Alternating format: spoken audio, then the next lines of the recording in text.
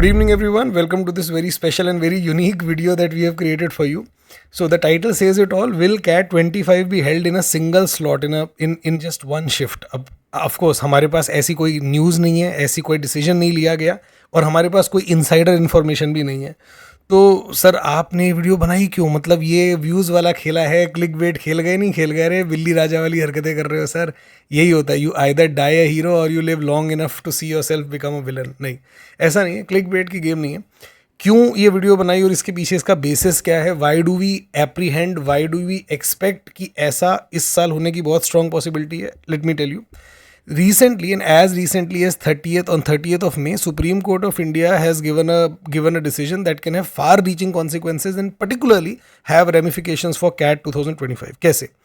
NEET national eligibility cum entrance test, जो कि NEET एक तो वो होता है जो MBBS एग्जाम्स, MBBS और BDS एग्जाम्स के लिए कंडक्ट होता है. पोस्ट ग्रेजुएट लेवल पे नीट PG करके एग्ज़ाम होता है जो कि MD और MS basically post graduation medical education के लिए एंट्रेंस एग्जाम होता है. अब ये यूजुअली 2 शिफ्ट्स में कंडक्ट होता था, बट सुप्रीम कोर्ट का वर्डिक्ट आया कि आप इसको एक शिफ्ट में कंडक्ट करो. अब आप ये बोल सकते हो कि सर तो ये तो नीट PG के लिए हुआ ना, इसका कैट से क्या लेना देना है? Now exactly that's the point, इसका कैट से लेना देना है. अब वो कैसे लेना देना है? If you just give me 10 minutes I will help you understand कि कैसे लेना देना है. सुप्रीम कोर्ट ने इस कंटेंशन को ये जो कंटेंशन थी कि 2 शिफ्ट्स में कराना पड़ेगा क्योंकि लार्ज नंबर ऑफ कैंडिडेट्स हैं, या हम इतनी जल्दी कैसे इतने सारे सेंटर्स ढूंढेंगे, इसको एकदम दफ़ा कर दिया. इसको एकदम सुप्रीम कोर्ट ने ऐसे कर दिया कि कुछ नहीं, वी नो नथिंग, एक शिफ्ट में ये एग्ज़ाम कंडक्ट कराओ. Now before I come to the specifics of the case and how it affects CAT 2025, I have some data, some statistics for you. एक कंपैरिजन है नीट PG और CAT के बीच में. NEET PG of course it's an entrance for post graduate medical education, आपको अगर MD करनी है, MS करनी है. Similarly CAT is the entrance for post graduate management education. तो इन दोनों में कॉमन क्या हो गया? दोनों पोस्ट ग्रेजुएशन लेवल के एंट्रेंस एग्जाम है. दूसरी इसमें आपको सिमिलैरिटी दिखती है when you look at the number of aspirants. इस साल नीट PG के लिए ऑलरेडी 2.42 लाख कैंडिडेट्स ने रजिस्टर किया है. कैट के लिए लास्ट ईयर 3.29 लाख कैंडिडेट्स ने रजिस्टर किया था, इवेंचुअली 2.93 लाख ने दिया था. तो you will see that the although ऐसा नहीं है कि एकदम बिल्कुल अरे वाह एकदम same figure, but very comparable. 2.5 lakh 3 lakh is very comparable. The fee for NEET PG मतलब इस एंट्रेंस एग्जाम की जो फीस है that is 3,500 for general category. Similarly CAT का भी 2,500. नीट 15 जून 2025 को होने वाला है, सो of course it's pretty much round the corner, just 2 weeks away. जबकि कैट 23 या 30 नवंबर को होगा, तो इसमें अभी टाइम है काफ़ी. दोनों की साइक्लिसिटी भी सेम है, ये दोनों एनुअल एग्जाम्स हैं, हर साल कंडक्ट होते हैं. अब ये सारे फैक्ट्स हमारे लिए क्यों इंपॉर्टेंट है, उसके लिए यू नीड टू अंडरस्टैंड कि नीट PG को लेके क्या क्या आर्ग्यूमेंट्स थी फॉर एंड अगेंस्ट. सो ये जो जुडिशियल डिबेट चल रही थी, अगेन इसमें कुछ सपोर्टिंग व्यूज़ थे कि क्यों सिंगल शिफ्ट में होना चाहिए और कुछ अपोजिंग व्यूज़ थे कि क्यों नहीं होना चाहिए सिंगल शिफ्ट में. तो पहले कुछ ऑब्जर्वेशंस की क्यों सिंगल शिफ्ट में होना चाहिए एग्ज़ाम. तो एक तो ये सारे के सारे सुप्रीम कोर्ट्स के रिमार्क्स हैं, इसीलिए मैंने, आप देखोगे इनको मैंने डायरेक्ट स्पीच में लिखा हुआ है, इनको मैंने ये आप देखोगे कि कोटेशन मार्क्स यहाँ पे दे रखे हैं. So holding the examination in 2 shifts would invariably enable arbitrariness. अब ये आर्बिट्रेरीनेस कैसे आती है? आप लोग कैट के लिए प्रिपेयर कर रहे हो, 3 शिफ्ट्स में होता है कैट. सोच के देखो, जब भी फर्स्ट शिफ्ट में कोई भी स्टूडेंट जिसका फर्स्ट शिफ्ट आ जाता है उसको तो पता ही नहीं होता ना आपकी बार क्या आने वाला है. फर्स्ट शिफ्ट के स्टूडेंट को ये नहीं पता कि आपकी बार कोई नया क्वेश्चन टाइप आएगा, RC के कितने क्वेश्चन आएंगे, LRDA के कितने सेट होंगे, क्या कोई चेंज होगा. सेकेंड शिफ्ट वालों को थोड़ा बहुत आइडिया होता है, थर्ड शिफ्ट वालों को पूरा पता होता है. Would you agree? Is this level playing field? सोचो, लास्ट ईयर DI में 20 की जगह 22 सेट्स आए, लास्ट ईयर पैरा जंबल्स नहीं आए. अब ये पहली शिफ्ट वालों को तो नहीं पता ना इसमें से कुछ. पहली शिफ्ट वाले स्टूडेंट्स जो होते हैं दे फ्लाई ब्लाइंड, और सेकंड शिफ्ट वालों को पूरा पता होता है कि भाई तो क्या क्या आया है, और थर्ड शिफ्ट वालों को तो अच्छे से सारे वीडियोस वगैरह लाइव एनालिसिस देख के जाते हैं. This is exactly what the court is talking about here, that it creates not at par evaluation of merit. दूसरा, no 2 question papers can ever be said to have identical level of difficulty. It is simply not possible and that's absolutely true. ये असंभव है कि आप 2 question paper बनाओ और दोनों का डिफिकल्टी लेवल एग्जैक्टली सेम, वो पॉसिबल ही नहीं है. अगर आप मुझे बोलो कि 2 VARC के क्वेश्चन पेपर बनाने हैं, दोनों में सेम लेवल रखो, हो ही नहीं सकता. मैं कितनी भी कोशिश कर लूँ थोड़ा ऊपर नीचे आएगा. अब ये जो नीट पीजी है ये 2 शिफ्ट में होता था, और ऑफ कोर्स आपको पता है कि अलग अलग शिफ्ट के डिफरेंस इन डिफिकल्टी लेवल को बराबर करने के लिए नॉर्मलाइजेशन का प्रोसेस यूज होता है। इस पे सुप्रीम कोर्ट का कहना है कि नॉर्मलाइजेशन को आप एक्सेप्शनल सर्कमस्टेंसेज में यूज कर सकते हो, but this can not be a routine. ये किसी भी ऐसी चीज के लिए नहीं यूज हो सकता जो हर साल होता है, जैसे कि नीट पीजी एंट्रेंस एग्जाम और जैसे कि CAT. Yes, especially if the number of candidates is not unduly large। तो कोर्ट, सुप्रीम कोर्ट के हिसाब से 2.5 lakh is not an unduly large number, then so should not be 3 lakh। Multiple shifts can lead to uneven level playing field, तो जैसा मैंने बात की first slot disadvantage, right.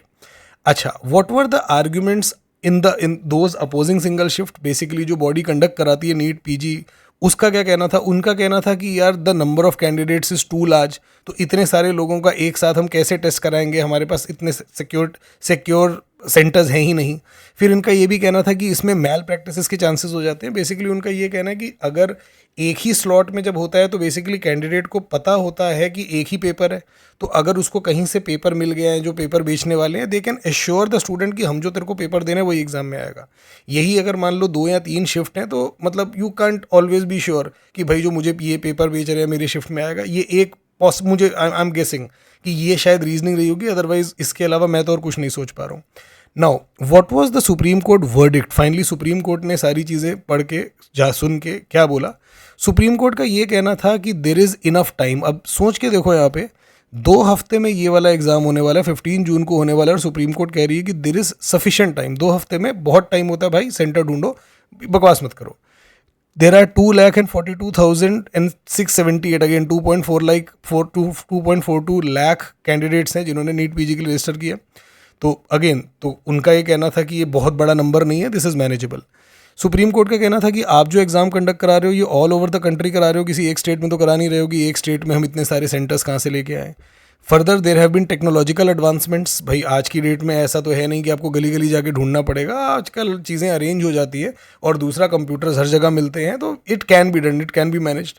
Then आपने 3500 की per student, per general category student fee ली है, तो you can not say that you do not have enough money. Just look at the number of students and the per student fee that you have charge to conduct this exam, तो you should have sufficient money. इन सारी चीज़ों को ध्यान में रखते हुए Supreme Court का अनएम्बिगुअस ऑर्डर है कि conduct NEET PG 2025 in one shift, we do not know anything, we don't want to hear anything. Now if you look at the reasons that the Supreme Court has cited in passing its order, कि भाई number बहुत बड़ा नहीं है, 2 हफ्ते हैं, काफ़ी time है, अलग अलग सेंटर आप ढूंढो, आपको मिल जाएंगे, हो जाएगा। पूरे इंडिया में आप कंडक्ट करा रहे हो, 3500 रुपये फीस ले रहे हो, हर साल कराते हो, ये एक बार की बात तो है नहीं, और जो हर साल होता है वहाँ पे नॉर्मलाइजेशन यूज़ नहीं होना चाहिए। नाउ यू वुड नो कि क्यों मैंने बोला कि इस ऑर्डर की कैट एंट्रेंस एग्जाम्स पे इम्प्लीकेशंस है।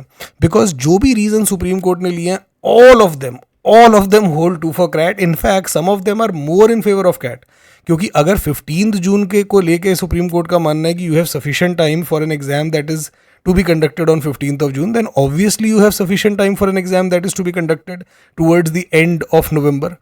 Again number of candidates comparable हैं, दोनों एग्जाम्स का नेचर कंपेरेबल है, पोस्ट ग्रेजुएट लेवल का एंट्रेंस एग्जाम है, दोनों हर साल होते हैं, जो आप फीस ले रहे हो वो कंपेरेबल है, जो प्रॉब्लम्स है वो कंपेरेबल है कि मल्टीपल स्लॉट्स में होता है, normalisation can not be a routine tool. तो सोचो अगर ये सारी की सारी चीज़ें कैट में एप्लीकेबल हैं और नीट पीजी के लिए डिसीजन आ गया सुप्रीम कोर्ट का, then it is only a matter of time that someone files a case for CAT. अब आप ये बोलोगे बट सर ये ऑर्डर तो नीट पीजी के लिए आया ना, ये कैट पे एप्लीकेबल थोड़ी है। Understand the way law works. Supreme court जब भी कोई ऑर्डर देता है ना, वो ऑर्डर अपने आप में एक बेंचमार्क बन जाता है, एक रेफरेंस बन जाता है। इनफैक्ट काफ़ी बार कोर्ट्स में जब किसी भी केस को लेकर आर्ग्यूमेंट होती है तो वकील यूजुअली ये आर्ग्यूमेंट प्रेजेंट करते हैं कि भाई ऐसे ही एक केस में सुप्रीम कोर्ट ने ये डिसीजन लिया था, देयरफॉर आपको भी ऐसा डिसीजन पास करना चाहिए। And this is a very valid, very acceptable argument in court कि ऐसे ही एक केस में सुप्रीम कोर्ट का डिसीजन था। नाउ ये वाला जो कैट को लेके अगर कोई केस फाइल करता है तो ये तो एग्जैक्टली वैसा केस हो जाएगा ना नीट पीजी वाला, और इसमें सुप्रीम कोर्ट का ऑलरेडी एक डिसीजन आया हुआ है। तो जहां पे भी ये केस फाइल होगा उस कोर्ट के लिए this will be a pretty easy case, it will be a pretty easy judgement to pass. ठीक है, now before we talk about the pros and cons of having CAT in a single shift, एक मैं आपको थोड़ा सा एक historical perspective देना चाहता हूँ। A lot of this might be new to some of you students जिन्होंने रिसेंटली कैट की प्रिपरेशन स्टार्ट की है।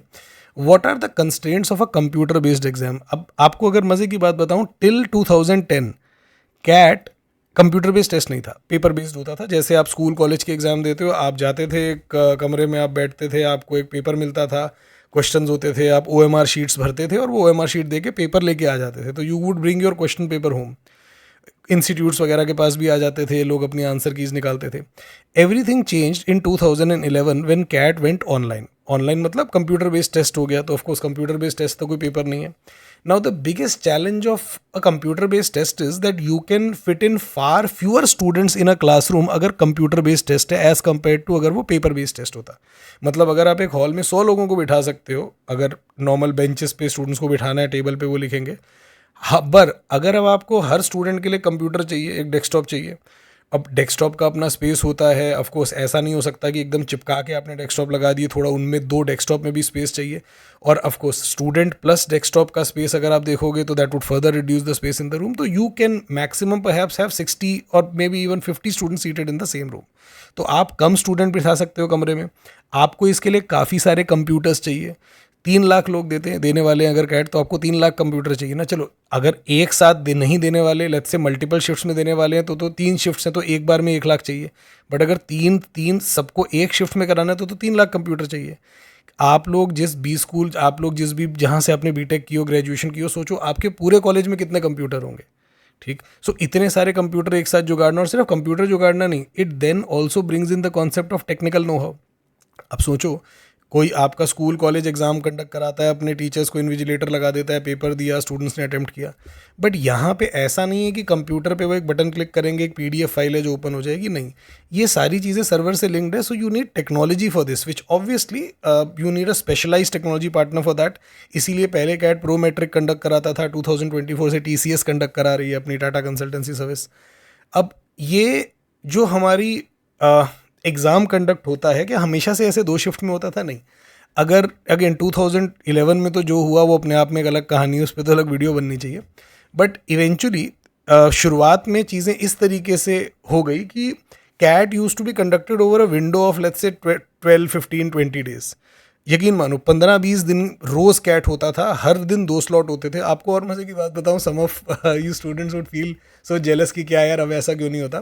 पहले आप अपनी डेट चूज कर सकते थे कि मुझे कैट कौन सी डेट को देनी है। आपको 11 नवंबर को देना है, 23 नवंबर को देना है, 28 को देना है।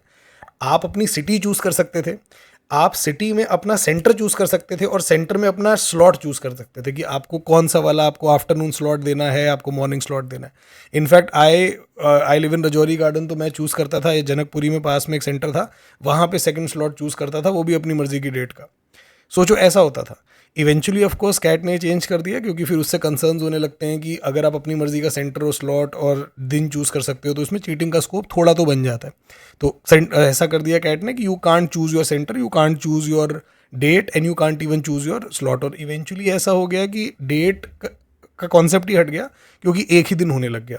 तो अगर आप कैट 2000 2 स्लॉट्स वाला जो सिस्टम है, yes I can comfortably say that CAT 2016 onwards तो ये वाला सिस्टम आ गया था। 2 स्लॉट्स थे, शायद उससे पहले आ गया था, आई एम नॉट श्योर।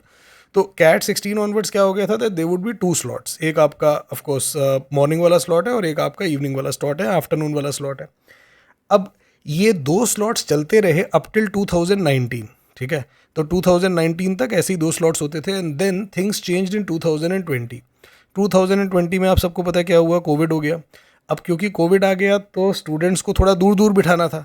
अब सोचो, पहले जब पेपर बेस्ड टेस्ट था तो 100 लोगों को बिठा सकते थे, कंप्यूटर बेस्ड हो गया तो 60 को बिठा सकते हैं। अब 60, अब दूर दूर और बिठाना है, तो अब 60 को नहीं, अब तो 30 को बिठा पाएंगे, अब ठीक है एट बेस्ट 40 को बिठा पाएंगे।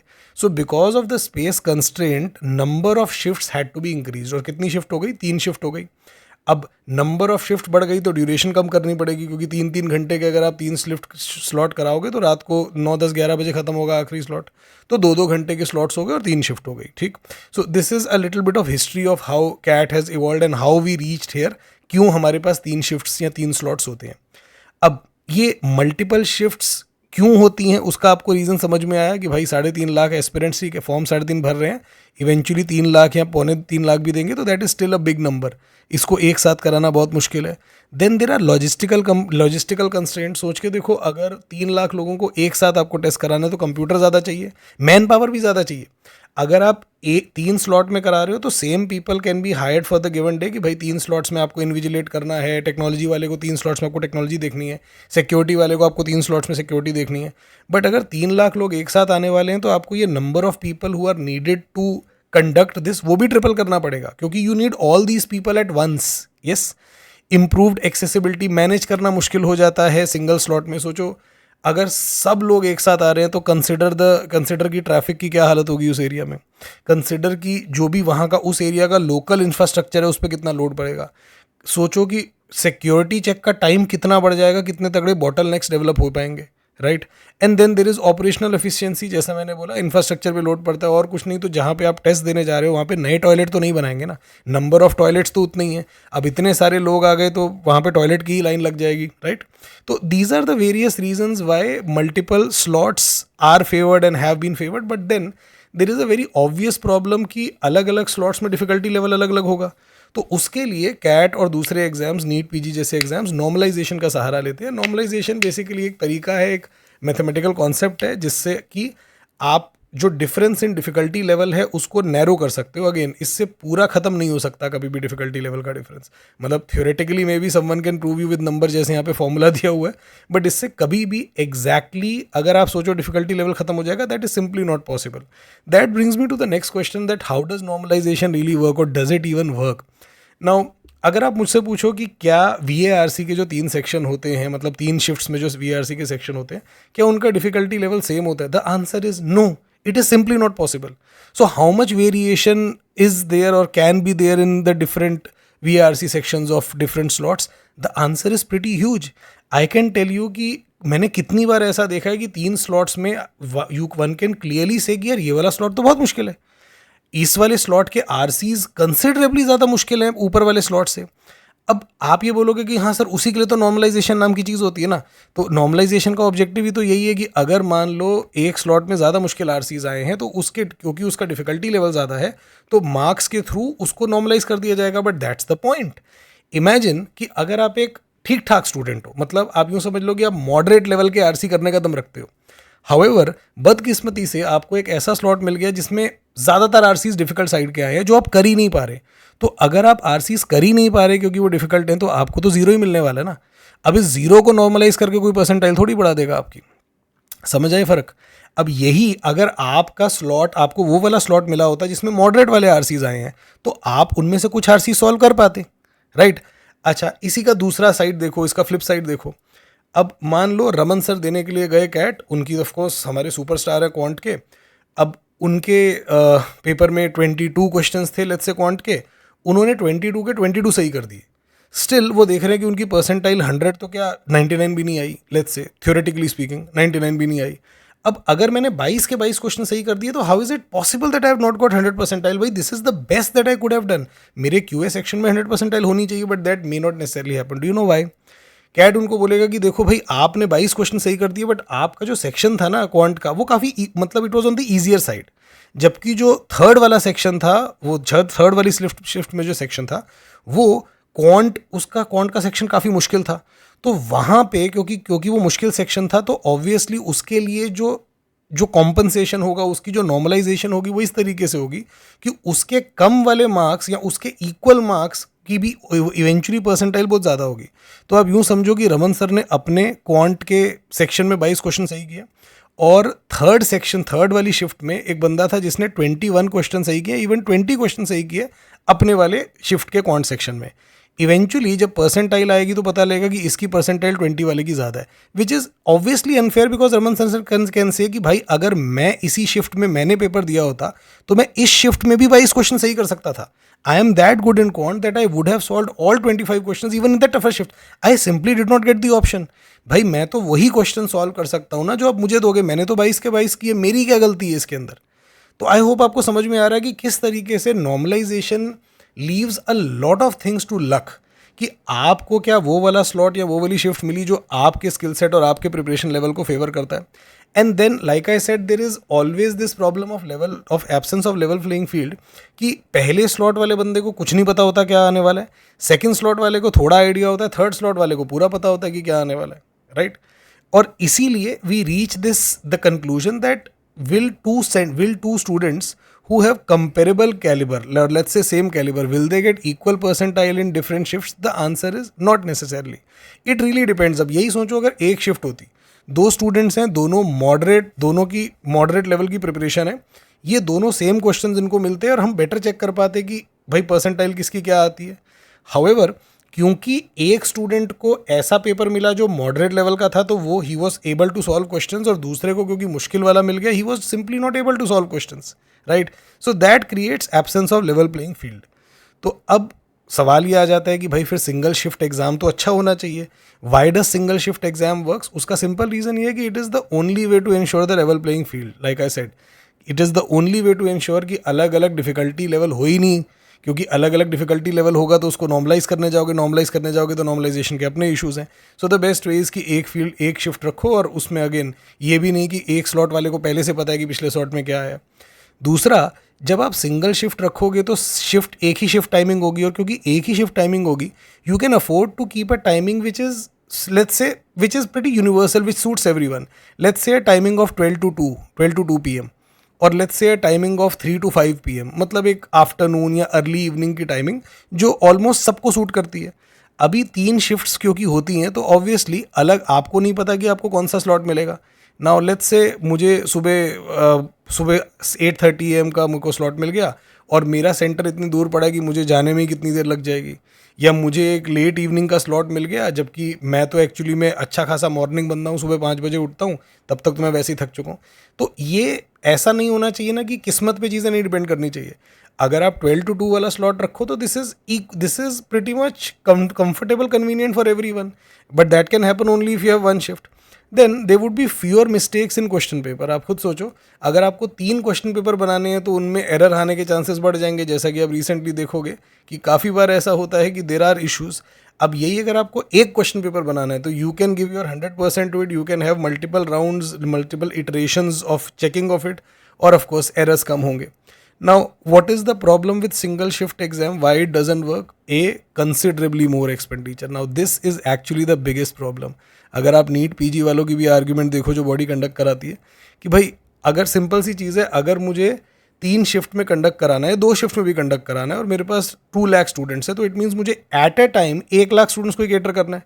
सो लेट्स से मुझे 100 इंस्टीट्यूशंस बुक करने हैं, बट अगर मुझे सारे 2 लाख लोगों का एक साथ कराना है तो ऑफकोर्स जो इंस्टीट्यूशंस है उनकी कैपेसिटी में थोड़ी बढ़ा दूंगा. भाई वो तो एक मैंने एक बीटेक कॉलेज बुक किया संडे के लिए, उसमें मेरे पास 40 हॉल्स हैं, तो उसमें तो 40 हॉल्स ही रहेंगे ना, 80 हॉल्स नहीं हो सकते. So what it basically means is that instead of booking 100 institutions I will now have to book 200 institutions. Instead of hiring 2000 people I will now have to hire 4000 people, क्योंकि उन 2000 लोगों को मैं 2 शिफ्ट में काम कराता, बट अब क्योंकि एक साथ ही कंडक्ट कराना है तो आई नीड 4000 पीपल. सिमिलरली मुझे डबल सिक्योरिटी स्टाफ चाहिए. सिमिलरली मुझे हर चीज़ के लिए हमारा एक्सपेंस बढ़ जाएगा. मुझे नंबर ऑफ कंप्यूटर्स डबल चाहिए, मुझे नंबर ऑफ टेक्नीशियंस डबल चाहिए to deal with whatever problems that would arise. Then there are management challenges in the sense कि अब अगर 3 स्लॉट्स हैं या 2 स्लॉट है, पहले स्लॉट वाले में कुछ दिक्कत हुई, you can always offer that students to take the exam in the second slot. अगर आपके पास ज़्यादा बफर स्पेस होगा कि कोई कंप्यूटर नहीं चल रहा तो एक दूसरे कंप्यूटर पे बिठा दिया क्योंकि वो कंप्यूटर खाली है. अब आपके पास खाली कंप्यूटर होंगे ही नहीं. कुछ लोग बीमार हो गए तो ठीक है, you can still replace them और you can still manage without them. तो ये सारे के सारे जो मैनेजमेंट चैलेंजेस हैं अभी और ज़्यादा एक्सेंचुएट हो जाएंगे. And then of course there are health concerns. आपको पता है कि even as I speak Delhi में कोविड केसेस दोबारा से बढ़ रहे हैं. और इन जनरल अगर आप देखो तो हेल्थ वाइज या hygiene wise it is always better if you can space out people. इतने सारे लोगों को एक साथ आप एग्ज़ाम कंडक्ट कराओगे तो वो जो सोशल डिस्टेंसिंग है, फिजिकल डिस्टेंसिंग है, वो इम्पॉसिबल हो जाती है. हाइजीन इश्यूज़ भी हो सकते हैं, and then of course cheating के भी चांसेस थोड़े तो बढ़ ही जाते हैं. तो इन सारी चीज़ों को ध्यान में रखते हुए फाइनली आपसे हम पूछना चाहते हैं कि what are your views on this issue. आपको क्या लगता है, क्या कैट सिंगल स्लॉट में, सिंगल शिफ्ट में होना चाहिए या मल्टीपल शिफ्ट में होना चाहिए? आप कमेंट्स में हमको अपने व्यूज़ बता सकते हैं. और what basically we want to know is your reason. सिर्फ ये नहीं कि हाँ सर सिंगल स्लॉट में होना चाहिए, नहीं नहीं सर एक में नहीं होना चाहिए. हमने कुछ आपके साथ रीजंस, एक बैलेंस्ड अप्रोच, एक रैशनल एनालिसिस करने की कोशिश की. Help us further with that analysis. जो आपको रीजंस लगते हैं कि क्यों एक स्लॉट में होना चाहिए, एक स्लॉट में नहीं होना चाहिए, please share with us in the comments. And to further incentivize to make sure that you have your intellectual juices flowing, हमने डिसाइड किया कि जो भी टॉप 3 कमेंट्स होंगे, top 3 not by your voting, top 3 in terms of this the sense that those comments make, we will reward them with an Amazon gift voucher of 999 each. तो 3 जो सबसे अच्छे, सबसे रेलेवेंट, सबसे काम के कमेंट्स होंगे उनको हम 999 का Amazon वाउचर देंगे. फर्दर आपको बस जल्दी से बता दूं, हमारा अर्जुना बैच वैसे तो ये शुरू हो गया. इसमें हमने ओरिएंटेशन क्लासेस कराई हैं अभी सिर्फ. हाउएवर इसमें एक्चुअल पढ़ाई शुरुआत होनी अभी बाकी है. So that would start from 2 जून. तो आप चाहो तो आप हमारा अर्जुना बैच ज्वाइन कर सकते हो फ्रॉम 2 जून, जिसमें हम पूरा आपको थरोली पढ़ाएंगे कैट और ओमेट्स के लिए. अगर आप सिर्फ कैट के लिए प्रिपेयर करना चाहते हैं, you can purchase a subscription for 12,999. CAT plus OMET के लिए 14,999. आप इंडिविजुअल कोर्सेज भी ले सकते हैं 6,999 के, बट पूरी प्रिपरेशन करो अच्छे से. आपको टेस्ट सीरीज़ मिलेगी, 24/7 डाउट सॉल्विंग का प्रोविज़न है, GDPI कवरेज मिलेगी, चाहे आप कैट के लिए परचेज करते हो, कैट प्लस ओमेट के लिए. क्रक्स रिकॉर्डिंग्स मिलती हैं आपको, जिससे आप एक टॉपिक जो आपने अटेंड किया हुआ है उसको शॉर्ट में रिवाइज कर सको. बहुत सारे प्रैक्टिस क्वेश्चंस हैं और unlimited recordings for all the batches. Yes, so make sure that you share with us your views on this, and let's see कि इवेंचुअली कैट 25 एक स्लॉट में होता है या नहीं. लेट्स आरंभ.